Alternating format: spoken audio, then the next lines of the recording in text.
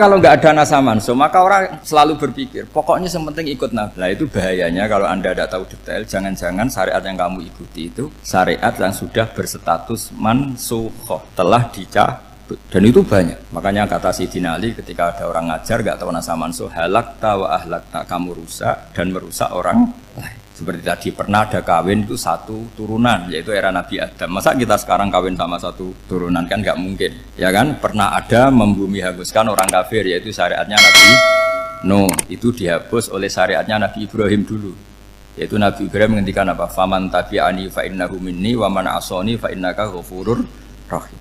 Ya, kalau orang ikut saya, ya Allah, ya pasti golongan saya. Kalau yang masih maksiat, masih balelo, saya berharap engkau ampuni. Akhirnya banyak orang kafir tobat. Coba era Rasulullah itu semua orang kafir Mekah itu kafir. Nabi belum wafat, itu sudah ada 114.000 mukmin semua. Jadi Nabi menangi mayoritas orang menjadi mukmin dari mayoritas kafir. Yaitu disebut wara'aitan nasa yadkhuluna fi dinillahi afwaj. Andai kan Nabi Muhammad pakai syariatnya Nabi Nuh, bisa enggak mengislamkan orang sebanyak itu? Enggak bisa kan? Maka ini penting mengenali nasa mansuh. Jadi periode cara wong Jawa maksud no tuntas. Robila tadar itu, pasot tuntas itu, menghabisi itu habis di periode Nabi siapa? No, syariat itu sudah enggak dipakai lagi. Yang dipakai apa? Faman tabi'ani fa innahu minni wa man asoni fa innaka ghafurur rahim. Lah Nabi Muhammad ini nabi yang kena khitab anit tabi' millata Ibrahim hanifah. Jadi masternya Nabi Muhammad itu mentornya Nabi Ibrahim. Sehingga syariatnya ya faman tabi'ani fa innahu minni wa man asoni fa innaka ghafurur rahim. Tidak syariat Rabbila tadzar 'alal ardi minal kafirina daya. Jelas ya. Jadi mengenali nasa manso itu penting sekali, karena kalau ndak Anda halakta wa ahlakta, kamu merusak diri kamu sendiri juga merusak orang lain, karena menfatwakan hukum yang sebetulnya sudah berstatus mansukh, hanya berdasar itu kan syariatnya nabi-nabi dulu. Syariat yang apa? Syariat yang nggak pernah terhapus hanya satu, usuluddin, yaitu tauhid, itu sama. Tapi kalau syariat itu beda-beda, atau furu'iyah itu beda-beda. Yaitu tadi saya beri contoh, era Nabi dulu kalau ada pakaian najis dipotong, dibuang. Era Nabi Muhammad dicuci. Orang kafir dihabisi oleh langit. Era Nabi Muhammad nggak boleh, bahkan didoakan Allahumma hdi qaumi fa innahum la ya'lamun. Di Qur'annya apa? Wa in ahadum minal musyrikin astajaraka fa'jirhu hatta yasma'a kalamullah tsumma ablighu ma'mana. Jadi kalau ada orang kafir nggak boleh main dihabisin mereka, beri peluang untuk mengkaji kitabullah hatta yasma'a kalamullah. Kalau mereka sudah berpeluang ngaji, harus tsumma ablighu ma'mana, harus dijamin keamanan. Ya, karena apa? Dzalika bi annahum qaumul la ya'lamun. Bagaimanapun mereka memang karena tidak tahu. Nah, kenapa tidak tahu? Enggak. Karena tadi mereka tertutup oleh kultur yang beratus-ratus tahun. Mbah-mbahnya mereka menyembah batu, menyembah berhala. Ya tahunya itu ya Tuhan. Bagaimana Anda bisa menjelaskan sesuatu yang sudah beratus-ratus tahun, kan tidak gampang. Maka ada periode dimaklumi, apa? Kalau era sampean kan, mosok waktu disembah saking gobloknya orang, kamu lahir kan sudah nyembah Allah, tidak nyembah batu. Bayangkan kalau kamu jadi mereka, wong perut kamu saja disuruh makan pizza sakit kok, karena saking lamanya makan sambal kan gitu. Kamu bilang perempuan Indonesia saja cantik kok, saking lamanya jadi orang Indonesia. Padahal orang Indonesia tanyakan orang Eropa, cantiknya di mana? Kamu lahir di Afrika, bilang orang Afrika itu cantik, tanyakan orang Eropa, cantiknya di mana, hitam gitu kok. Jadi orang itu pasti terkooptasi oleh sekelilingnya. Orang Afrika akan bilang wanita Afrika itu cantik. Coba tanyakan orang Eropa, cantik apa enggak? Belas. Orang Eropa yang kulitnya gitu kata orang Eropa indah, kata sampean. Koyok anaknya kebo katanya kuda jadi. Jadi orang itu akan terkooptasi oleh sekelilingnya. Bayangkan kalau semua orang nyembah berhala terus kamu ndak, alasan kamu apa? Kan menentang mayoritas. Dan itu berat. Maka dimaklumi oleh Allah, dzalika bi annahum qaumul la ya'lamun fi manah panyeruarah. Nah, pemakluman ini yang mulai sekarang terkikis. Orang main pukul saja enggak mau ngaji. Enggak mau ngaji Quran secara kafah. Jadi fatwanya Islam kafah tapi ngajinya Quran enggak kafah. Ngambil 1-2 potongan ayat dipakai dalil. Jadi Islamnya inginnya kafah tapi ngajinya Quran enggak. Kalau kafah ya hafal 30 juz itu. Kalau mau ya, kalau mau kafah ya hafal berapa? 30. Makanya saya sering bilang, saya sering dinasihati orang karena belum tahu saya ini hafal Quran. Bapak harusnya Islam itu kafah. Kata saya ya dimulai dari konsep Islam itu kafah dulu apa ya, hafal Quran secara kafah. Jadi ini penting saya utarakan. Bahaya sekali orang mengenali Islam tanpa mengenali nasakh mansukh. Karena beberapa syariat Nabi sebelum kita itu berstatus mansukh. Terus contoh berikutnya, ini nasakh mansukh antar Nabi apa khusus internal Nabi? Antar Nabi aja agak selesai nih sampai subuh aja agak selesai. Contoh yang paling keren mungkin cowok semua senang. Nabi Dawud dulu istrinya berapa? 99. Nah itu kalau masih halal itu kan berarti jenengan tuh punya istri berapa? Wah itu kan ngeri betul. Punya satu aja repotnya gitu apalagi berapa? Punya 99. Terus kamu bilang gini, ini kan syariatnya Nabi Dawud, Nabi kan bisa diikuti. Pernah ada periode di mana seperti itu boleh. Jadi makanya mau tidak mau ngenali nasakh mansukh itu harus. Kalau ndak ya kamu masih berkeyakinan boleh beristri berapa?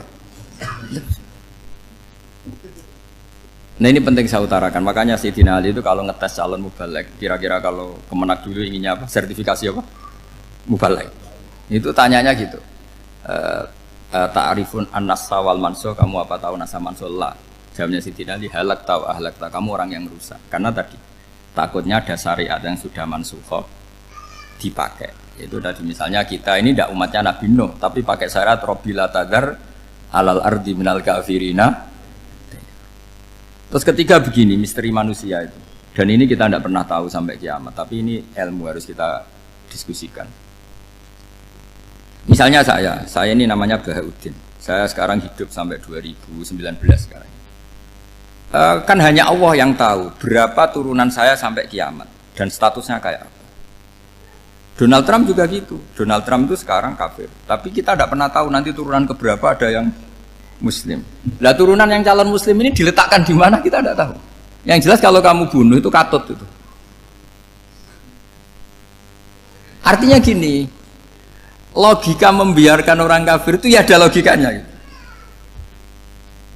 Logika membunuh karena mereka mau membunuh kita ya ada logika fikihnya, karena kalau kita ada membunuh dibunuh. Makanya semuanya hukum ini terus bergantung al-hukmu yaduru ma'ilatihi wujudan wa'adam.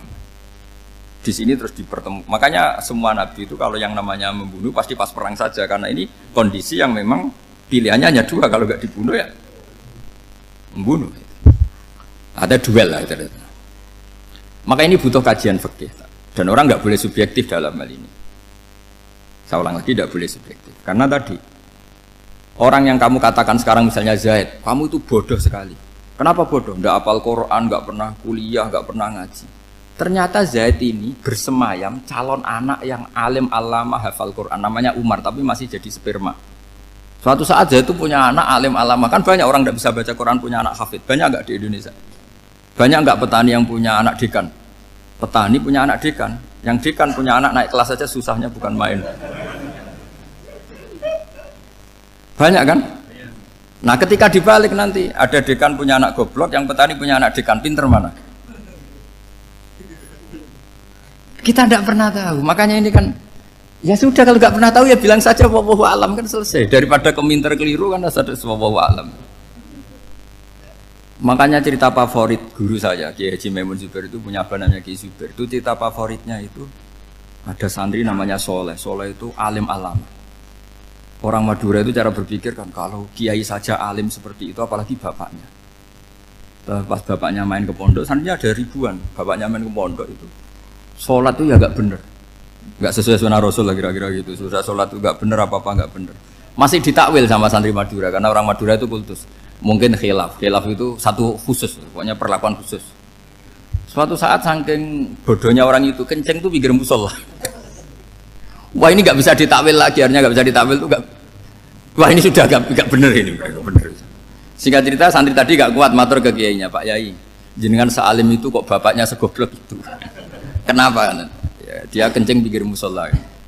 Oh bapak saya tuh pinter sekali. Kok bisa? Karena beliau yang memutuskan saya mondok sampai saya jadi alim alama seperti ini. Yang bodoh itu mbah saya. Yang bodoh itu mbah saya. Kan?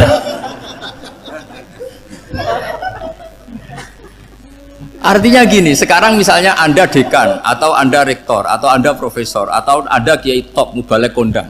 Anda mubalek kondang terus punya anak, gobloknya bukan main atau apalagi anaknya ketangkep KPK. Yang satu anaknya orang bodoh jadi dekan. Kalau kompetisi ini pinter mana coba? Ada ahli metodologi tapi anaknya itu terlibat narkoba. Yang ini petani utun, anaknya dekan. Kira-kira kalau dikompetisikan pinter mana?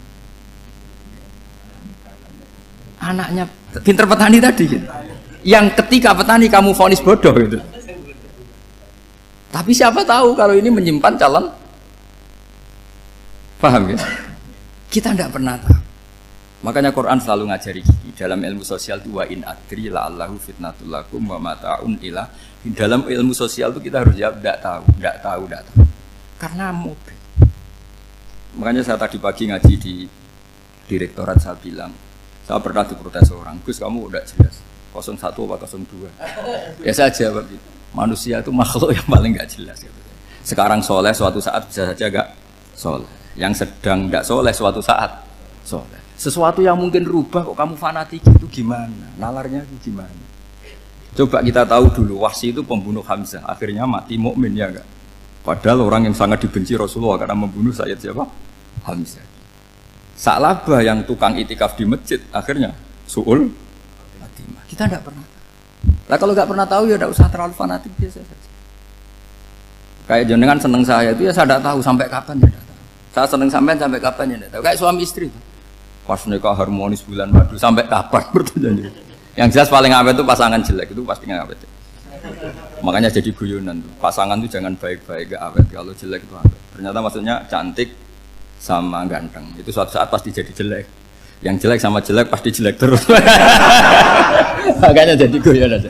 Kalau pasangan jelek itu awet katanya. Tapi kalau pasangan baik, ternyata baik wajahnya itu pasti gak awet. Suatu saat pasti jelek, tapi yang jelek awet karena mulai dulu ya jelek sampai gitu. Awet jeleknya maksudnya bukan.